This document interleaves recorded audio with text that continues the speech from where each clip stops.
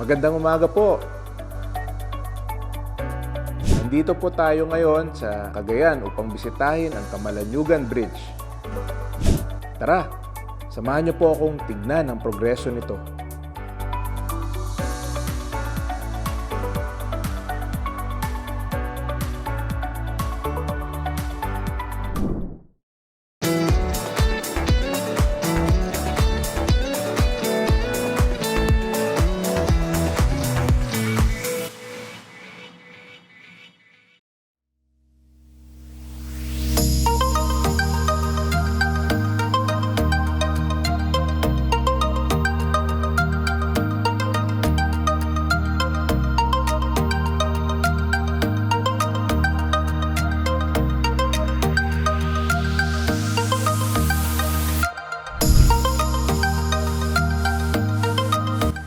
Nandito po ako sa Cagayan ngayon para bisitahin ang Camalaniugan Bridge. Ito po ay isang project na nagsimula nung ako po ay sekretary ng DPWH at ngayon po malapit nang matapos.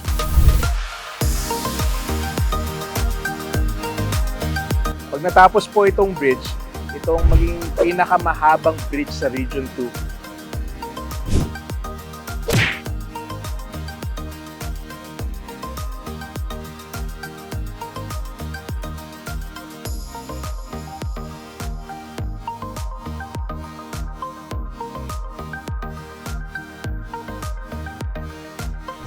Sa ngayon, 88% ang completion po ng bridge.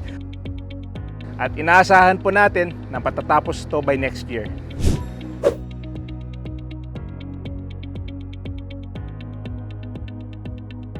Ang biyahe mula Apari papuntang Camalaniugan na dati 1.5 hours ay magiging 30 minutes na lang.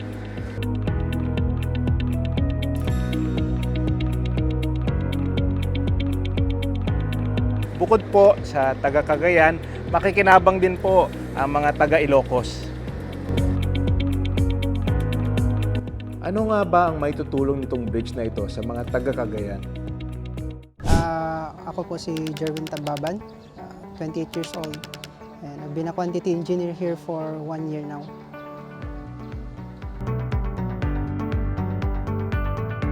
.166 kilometers po overall. Kasama na po yung approach natin doon.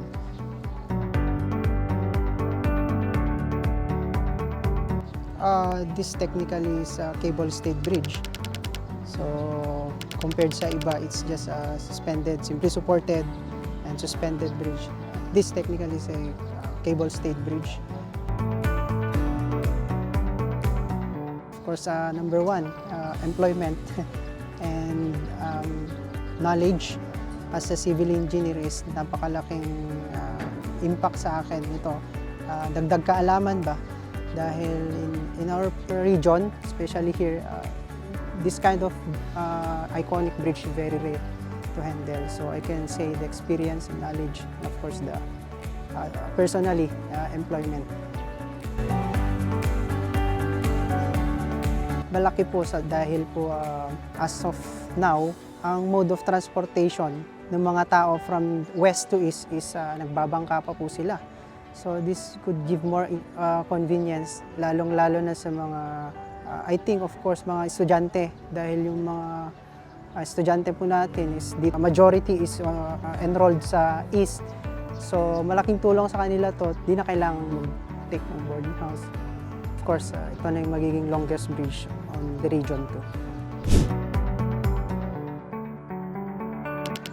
Yung alam ko sir, yung maraming mga turista na pupunta dito, papabilis yung biyahe.